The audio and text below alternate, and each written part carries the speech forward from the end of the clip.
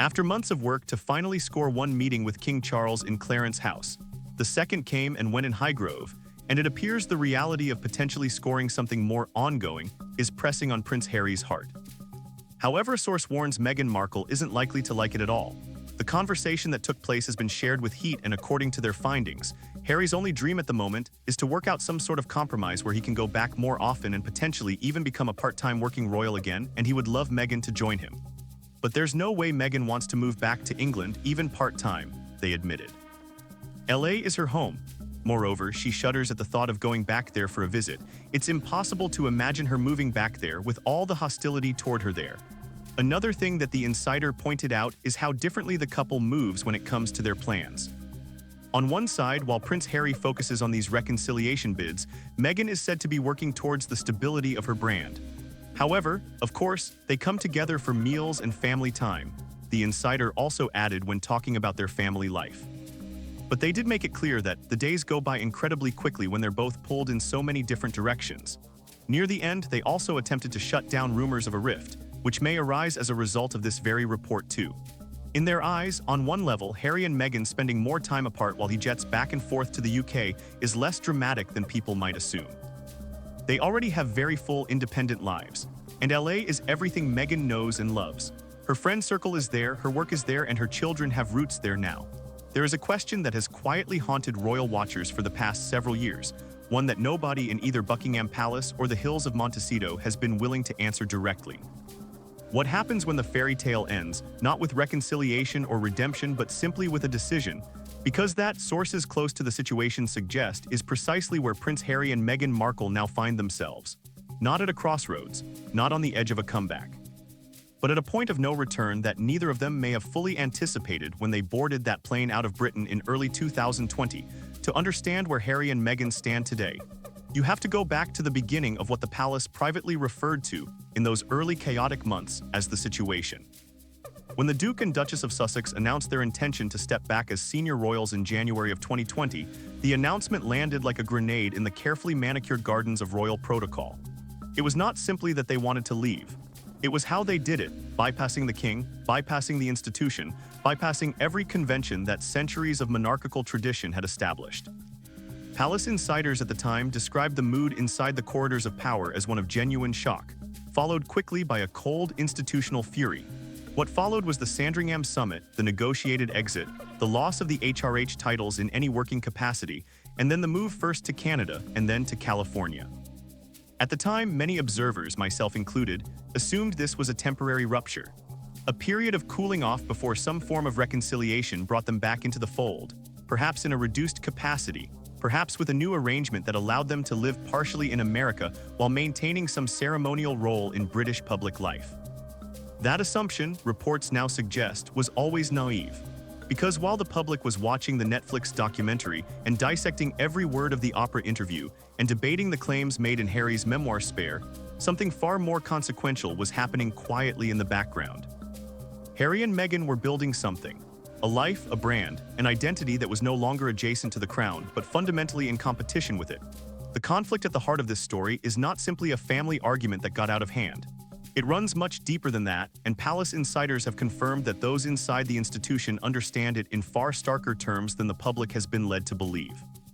On one side, you have an institution that has survived wars, abdications, public scandals, and the death of a beloved princess by maintaining one cardinal rule. The monarchy does not explain, it does not justify, and it does not negotiate with those who seek to profit from their proximity to it. On the other side, you have a couple who have concluded, with some justification, that the institution was never going to protect them, and that the only way to survive financially and emotionally was to monetize their story themselves. What makes this conflict particularly fascinating, and particularly painful for those still inside the family, is that both positions are entirely understandable. Harry watched his mother be consumed by that institution. He watched the press be weaponized against her, and then against Meghan, and the palace, in his view, did nothing.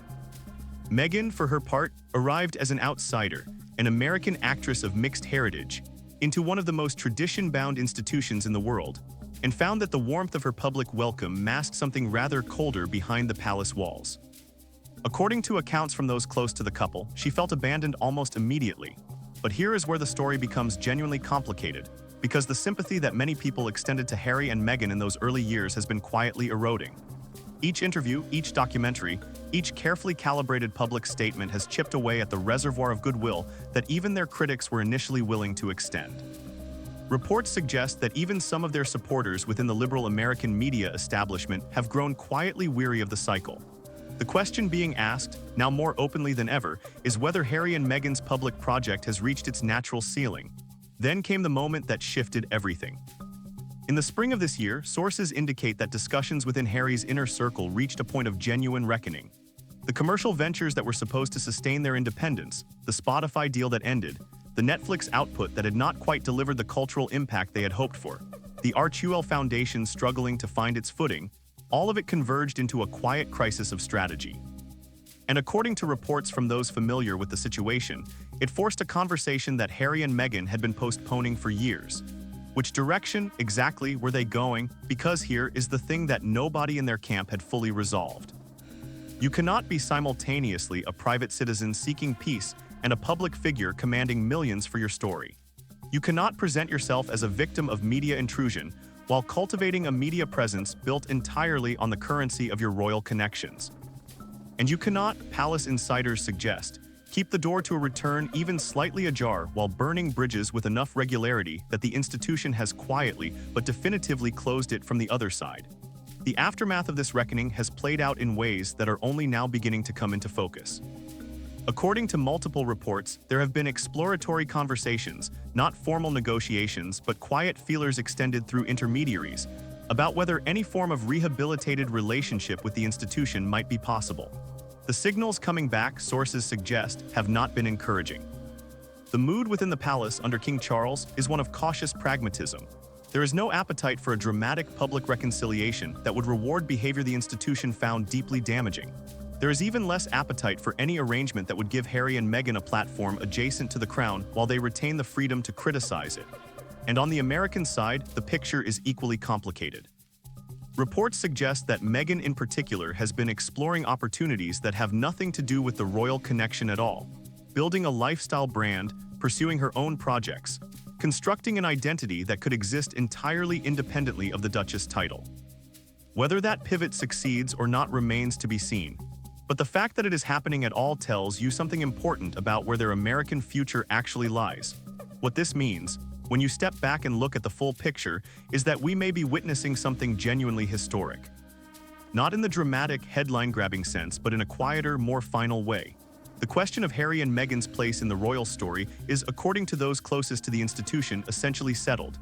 They are not coming back in any meaningful capacity. The titles they retain are largely ceremonial at this point. Their children, Archie and Lilibet, are growing up American, attending American schools, building American lives. The gravitational pull of Britain, which many assumed would eventually bring Harry home, has apparently weakened to the point where it can no longer compete with the life they have built 3,000 miles away. And yet, this is not quite the clean ending that either side would have written, because Harry is still the king's son, because Meghan is still a duchess, because the monarchy, for all its rigid protocol, has never been very good at truly letting go. And because the British public, which has swung between adoration and fury and back again, still has opinions, still watches, still cares in that peculiarly invested way that only the royal family seems to inspire. So here is the question I want to leave you with today. If Harry and Meghan's future is genuinely American, if that chapter is closed and a new one has begun, what does that mean for the monarchy itself?